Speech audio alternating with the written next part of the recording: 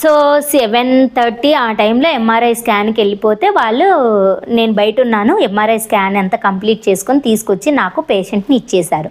ఇచ్చేసిన తర్వాత రిపోర్ట్స్ రావడానికి ఒక 15 మినిట్స్ అట్లా టైం పడుతుంది మేడం, రిపోర్ట్స్ మేము రూమ్కి పంపిస్తాము, మీరు వెళ్ళిపోండి అన్నారు. సో నేను పాపను తీసుకొని వస్తా ఉంటే నర్సు మళ్ళీ నా వెనకాలే వచ్చేసి పాపను లిఫ్ట్లో వీల్ చైర్ తీసుకొని పాపను తీసుకొని వచ్చేసింది. సో మన పాపను మనమేం తీసుకొచ్చుకోకుండా వదిలేయలేం కదా. సో నేనే పాపను తీసుకొస్తుంటే సిస్టర్ పర్లేదు మేడం నేను తీసుకొస్తానని తీసుకొచ్చింది. సో రూమ్కి వచ్చేసాము. రూమ్కి వచ్చేసిన తర్వాత ఇంకా మా హస్బెండ్ 10 అయినా రాలేదు. నేను బ్రష్ చేసుకొని తిందాము అనుకుంటున్నాను. మా హస్బెండ్ వస్తే తిందాము అనుకున్నా, కానీ మా హస్బెండ్ రాకముందుకే ఆల్మోస్ట్ 9:45 10:15 ఆ టైంకంతా స్కాన్ రిపోర్ట్స్ వచ్చాయి. డాక్టర్ చూసారో లేదో నాకైతే తెలీదు, రిపోర్ట్స్ వచ్చాయి. సార్ డాక్టర్ దగ్గరికి పంపించాము రిపోర్ట్స్ అని మాత్రం చెప్పారు. ఆ రిపోర్ట్స్ తెచ్చి మాకు రూమ్లో ఇవ్వలేదు. సో రూమ్లో ఇవ్వలేదు. ఇంకా మళ్ళీ 10:15 10:20 అలా టైంకి కరెక్ట్గా సిస్టర్ వచ్చేసి లేదు మేడం సర్జరీకి తీసుకెళ్ళాలి రండి అని చెప్పేసి చెప్పింది. సరే అని చెప్పేసి సర్జరీకి తీసుకెళ్ళాలి రండి అంటే అవునా అని చెప్పేసి నేను ఇంకా మా హస్బెండ్ ఇంకా రాలేదు బాబుని వదిలిపెట్టేసి అని చెప్పేసి సరే సర్జరీకే కదా అక్కడికి వెళ్ళేలోపు వస్తాడేమో అనుకున్నా. రూమ్ నుంచి బయటికి రాగానే తను కనిపించాడు. ఫోన్ చేద్దాము అనుకుంటున్నాగా నేను చెప్పాను సిస్టర్కి నేను మా హస్బెండ్కి ఫోన్ చేసి వస్తాను ఒకసారి అని చెప్పేస్తే సరే తీసుకురండి మేడం కానీ నేను ఫోన్ చేయకముందుకే మా హస్బెండ్ వచ్చేసాడు. సో వెళ్ళిపోయాము. వెళ్ళిపోయిన తర్వాత అక్కడ ఆల్మోస్ట్ 10:30 10:40కి ఆల్మోస్ట్ పైకి వెళ్ళిపోయాము. పైకి వెళ్ళిపోయిన తర్వాత సర్జరీ రూమ్లోకి ఆపరేషన్ థియేటర్లోకి మనల్ని అయితే పంపించరు.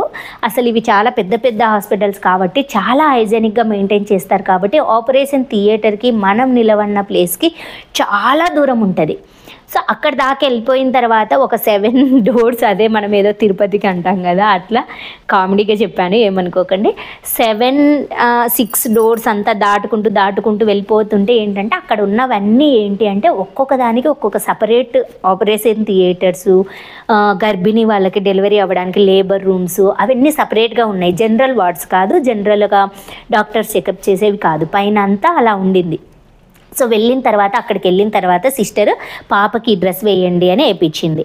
సో వేయించిన తర్వాత తను అన్నది ఏంటంటే పేరెంట్స్ ఇద్దరిలో ఎవరో ఒకరే ఉండండి అనింది. సో మా పాప నువ్వు ఉండమ్మా అంటే సరే అని నేనున్నాను. మా హస్బెండ్ బయటికి వెళ్ళిపోయాడు. నేనున్న తర్వాత పాపకి ఏంటి అంటే మధ్యలో తుమ్ము రాకుండా ఏం రాకుండా మనకి ఇప్పుడు జలుబు వస్తే పిల్లలకి ఇది పెట్టేసి దాన్ని ఏమో అంటారు నాకు గుర్తు రావట్లేదు, అది పెట్టేసి మనము ఆక్సిజన్ పంపిస్తూ ఉంటారు కదా కొద్దిసేపు ముక్కు ఫ్రీ అవ్వడానికి. సో అలా ముక్కులో ఏమన్నా బ్లాకేజ్ ఉంటే బయటికి రావడం కోసం అది పెట్టించి పడుకోబెట్టారు. కానీ నాకు అది తెలీదు, నాకు వాళ్ళు అనెస్థీసియా ఇచ్చారో తెలీదు, ఏమి ఇచ్చారో తెలీదు. ఆ పాప ఎగిరెగిరి పడుతూ ఉంది, భయం వేస్తుంది, ఒక్కదాన్ని పట్టుకోలేకపోతున్నాను. 8 years పాప కదా, 8 years కంప్లీట్ అయ్యి 9 వచ్చింది మేము సర్జరీ వెళ్ళేలోపు.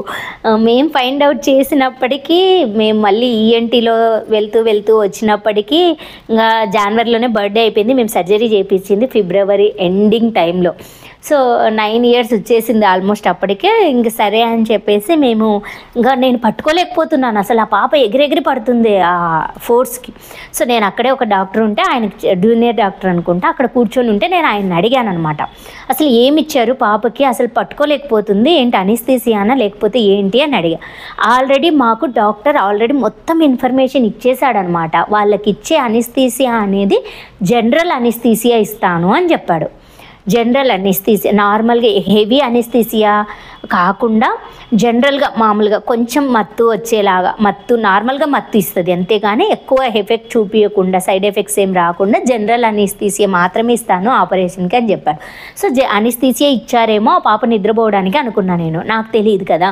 సో ఆ పాప ఎగిరెగిరి పడుతుంది, నాకు భయం వేస్తుంది, నేను కంట్రోల్ చేయలేకపోతున్నాను ఆ పాపను.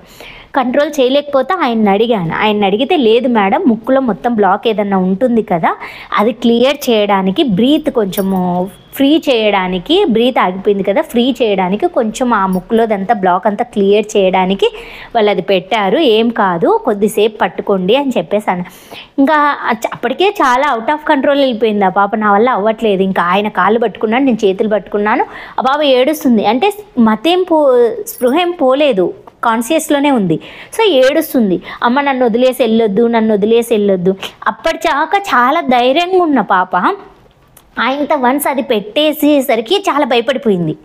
ఎంత భయపడిపోయింది అంటే ఇంకా నన్ను వదలట్లేదు, గట్టిగా కరుచుకుండిపోయింది. అసలు నాకు అభావం చూస్తే నాకే బాధ అనిపించింది. ఇంకా సరే తప్పదు అని చెప్పేసి సరే అని చెప్పి నేను వెళ్ళను అని చెప్పేసి నేను నీతో ఉంటాను అని చెప్పాను.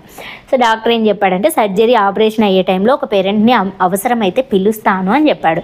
మేబీ నన్ను లోపలికి పంపిస్తారేమో అనుకున్నాను నేను. సరే అని చెప్పి అందుకనే ఒక పేరెంట్నే ఉండమన్నారేమో, మదర్ కానీ ఫాదర్ కానీ ఒకరే ఉండండి అన్నాడేమో అనుకున్నా. సో అక్కడికి అది అయిపోయింది. తర్వాత ఒక సిస్టర్ వచ్చింది.